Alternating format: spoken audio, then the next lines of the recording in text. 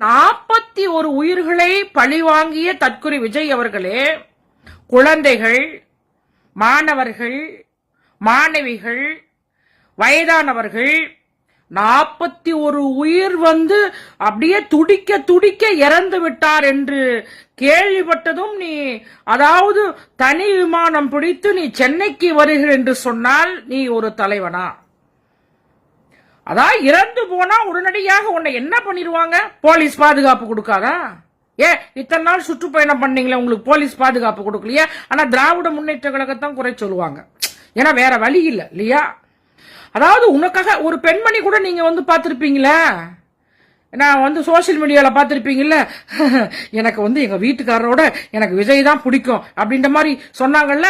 அப்படி அதாவது உனக்காக உன்னை பார்க்க வந்தவர்கள் 41 உயிர்கள் பறி போய் விட்டது. நீ என்ன பண்ணிருக்கணும் விஜய் அவர்களே? உடனே நேரடியாக இல்லையா, நேரடியாக சென்று அவர்களுக்கு ஒவ்வொரு வீட்டிற்கும் மலர் வளையம் வைத்து அதன் பிறகு நீங்கள் நீங்க பணம்லாம் அறிவிச்சீங்களா, அப்ப நீங்க நேரடியா கொடுத்திருக்கலாம், அது அறிவிச்சிருக்கலாம், அது வேற விஷயம் இல்ல. இப்ப என்னுடைய நிலைமை, என்னுடைய மனநிலை, அதாவது மக்களுடைய மனநிலையும் அப்படிதான்.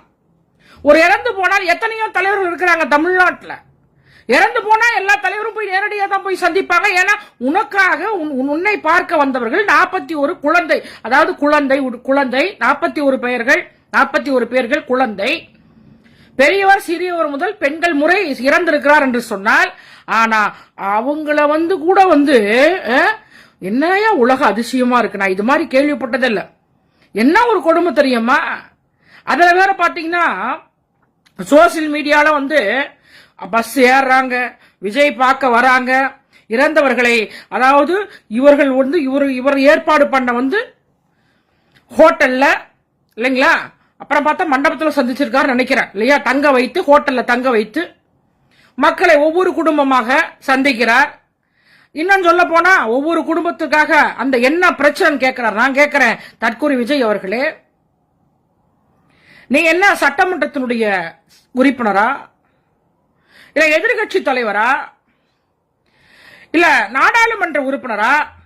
உனக்கு நிறைய பணம் இருக்கு இல்லையா, நீ பணம் கொடுக்கலாம் இல்லையா, ஆனா அதையெல்லாம் விட்டுட்டு என்ன விஜய் உனக்கு அரசியலே தெரியாத. இன்னைக்கு சோசியல் மீடியால நீங்க பாக்குறீங்களா பாக்கலையா, ஒரு இறந்தவர்களை அவங்க மனநல எப்படி இருக்கும் இல்லையா, அவங்க மனநல எப்படி இருக்கும். ஆனா அவங்க வராங்க. ஏன்னா மக்களை நான் எதுவும் சொல்லல. ஏன்னா மக்கள் தீர்ப்பு, மகேஷன் தீர்ப்பு, நான் மக்களை பற்றி நான் பேச விரும்பல. ஏன்னா இனிமே அதாவது மக்களை ஏமாத்தாத விஜய், தற்கொலை விஜய். திமுக நீ எதுவும் குறை சொல்றது உனக்கு தகுதி இல்ல விஜய் இல்லையா. இது வரைக்கும் வாய் திறக்காத விஜய், 3 நாள் கழிச்சு பிறகுதானே நீ அந்த தலைவர் தளபதி மாண்புமிகு தமிழ்நாடு முதல்வர் அறிவிச்ச பிறகுதானே அவங்க அறிவிக்கிறாங்க அப்படின்றதுக்காக நீ அறிவிச்ச, இல்லைன்னா அதை கூட செஞ்சிருக்க மாட்டேன். என்ன ஒரு நிலைமை. ஏன்னா பனையூர்லயே இதுல என்ன ஒரு டிஃபரெண்ட்னா விஜய், நீங்க எல்லாமே பனையூர்லயே, அதுக்கு நீங்க தப்பா எடுத்துக்காதீங்க. பனையூர்லனா ஒரு மாண்புமிகு அம்பேத்கர் நினைவா, அங்க பனையூர்லயே ஒரு மாலை ஒரு பூ போட்டுறாரு. மகாத்மா காந்தி நினைவுனால அப்ப ஒரு மாலை போட்டுறாரு இல்லைங்களா. இதுதான் பனையூர்லயே அரசியல் செய்யக்கூடியவர். இன்னும் கொஞ்ச நாள் கழிச்சு என்ன பண்ணுவீங்க தெரியுமா, நீங்க தமிழ்நாடு 234 தொகுதியிலையும் ஓட்டு பெட்டி இங்க வச்சிருக்கிறோம், நீங்க பனையூர்லயே வாக்களிச்சுட்டு போங்கன்னு கூட சொல்லுவீங்க விஜய். என்ன ஒரு கேவலமா இருக்கு. ஆனா அன்னைக்கு களத்தில் நின்றது யாரு? திமுக. தமிழ்நாடு முதலமைச்சர் உடனடியாக தலைமை செயலகம் சென்று ஆலோசித்து உடனே 12 மணிக்கு போய் மக்களை சந்திக்கிறானா, இவர்தான மக்கள் முதல்வர்.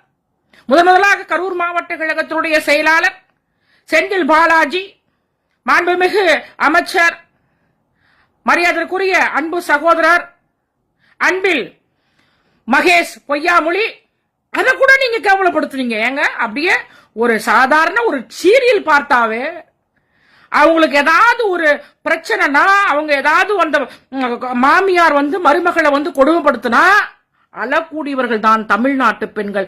அதுபோல்தான் இன்றைக்கு மனிதனை மனிதனாக மதிக்கக்கூடியது திராவிட முன்னேற்ற கழக அமைச்சர்களும் தமிழ்நாடு முதலமைச்சர் மாண்புமிகு மு.க. ஸ்டாலின் அவர்களும். ஆகையால் தான் மாண்புமிகு அமைச்சர் சகோதரர் அன்பில் மகேஷ் பொய்யாமொழி, அந்த குழந்தைகள்லாம் பாவம் செத்து கிடக்குறாங்க, அத அழுவதற்கு கூட நீங்க நடிகை சிவாஜி அப்படிலாம் எப்படி எல்லாம் கவலைப்படுத்துவீங்க இல்லையா. களத்தில் இருந்தது யாரு? இப்படி மாதிரி முதலமைச்சர் எவ்வளோ ஒரு ப்ரோக்ராம் கூட தள்ளி வச்சுட்டு அன்னைக்கு நைட்டே இரவோடு இரவாக 12 மணிக்கு சென்று மக்களை பார்க்கிறார் என்று சொன்னால் அவர் முதலமைச்சரா?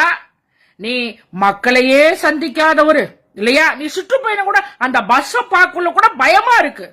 அந்த பஸ்ஸை பார்க்கின்ற போது ஏதோ ஒரு நடக்கும் நாங்களாம் நினைச்சோம் இல்லையா? முள்ளா எனக்கு பயமா இருக்கு இல்லையா? ஏதோ காவு வாங்குற மாதிரி நீ பஸ் ஏற்பாடு, அந்த சுற்றுப்பயண பஸ்ஸை ஏற்பாடு பண்ண இல்லையா? அப்ப கூட நீ மக்கள் தெருவில் போய் ஒரு தலைவன்னா, எத்தனையோ தலைவர் கட்சி ஆரம்பிச்சிருக்காங்க இல்லைங்களா? எம்ஜிஆரோட நீ பெரியாளா, தலைவர் கலைஞரோட நீங்க பெரியாளா இல்லைங்களா? ஆனா அவங்களாம் போய் மக்களை போய் மக்களோட மக்களாக இருந்தாங்க. ஆனா நீ மக்களையே சந்திக்கலையே. அந்த கதவுல கூட பாத்தீங்கன்னா கதவு முடிட்டு டாட்டா காமிச்சிட்டு, அதுவும் கொஞ்சம் கூத்தா பண்ண, லைட் ஆஃப் பண்ண தற்குறி விஜய், லைட் ஆஃப் பண்ணி ஆன் பண்ணி, அவருக்கே தெரியல இல்லையா? அவருக்கே தெரியல பாத்தீங்கன்னா இவ்வளவு கும்பல் வராங்கன்னு தெரியல. ஆனா ஒண்ணு மட்டும் சொல்றேன், அது உனக்கு வாக்களிப்பதற்காக கிடையாது. அத பாதி பேர் பார்த்தோம் என்று சொன்னால், ஓட்டே இல்லாதவங்க தான் நிறைய பேர் வந்தாங்க. அது அப்புறம் நம்ம பேசிக்கலாம். நான் என்ன சொல்றேன்னா, அவங்க மனநிலை எப்படி இருக்கும், எவ்வளவு ஒரு கேவலமா இருக்கு. ஒரு கல்யாணத்து வீட்டை கூட நீங்க கல்யாணம் நடக்குதுன்னா கூட உன் தலைமையில் உங்க வீட்டுக்கு வர சொல்லி கல்யாணம் பண்ணி வை. ஆனா வேணான்னு சொல்ல, ஒரு பறி கொடுத்தவர்கள் இல்லையா, ஒரு பறி கொடுத்தவர்களை நீங்கள் உங்கள் வீட்டுக்கு இல்லையா, நட்சத்திர ஹோட்டலில் நீங்க இருக்கும் இடத்திற்கு நட்சத்திர ஹோட்டலில் தங்க வைத்து விட்டு ஒரு மண்டபத்தில் பார்க்கிறீர்கள் என்று சொன்னால், விஜய் அவர்களே, உனக்கெல்லாம் அரசியல் தகுதியே கிடையாது. நீ தயவு செய்து நீ முதலமைச்சர் சொல்லிக்காத, வருங்கால முதலமைச்சர் சொல்லிக்காத. நீ மக்களை சந்திக்காத ஒரு மக்களை பத்தி மக்களை பத்தி உனக்கு ஏன்னா நீ பணம் நிறைய இருக்கு, உனக்கு சிந்திப்பதெல்லாம் யார சிந்திக்கிற, யார சிந்திக்கிற? அந்த நடிகை இல்லையா, அந்த நடிகை பற்றி தான் சிந்திக்கிற. நடிகை கல்யாணத்துக்கு நீ தனி விமானம் போல நீ போலாம் இல்லையா? ஆனா ஒரு இறந்தவர்களை அன்னைக்கு போகாம, பத்திரிகையாளர்கள் பேட்டி கொடுக்காம இல்லையா, நீ இன்னைக்கு அவர்களுக்கெல்லாம் ஆறுதல் சொல்லி என்ன பிரயோஜனம்? அதையும் அவங்க எடுத்துக்கிறாங்கன்னா நான் அவங்க எல்லாம் நான் குறை சொல்ல. தற்கொலை விஜய் அவர்களே, உனக்கு அரசியலுக்கு தகுதி கிடையாது. நீ இனிமேலும் நீ முதலமைச்சர் சொல்லிட்டு தெரியாத. நன்றி, வணக்கம் நண்பர்களே.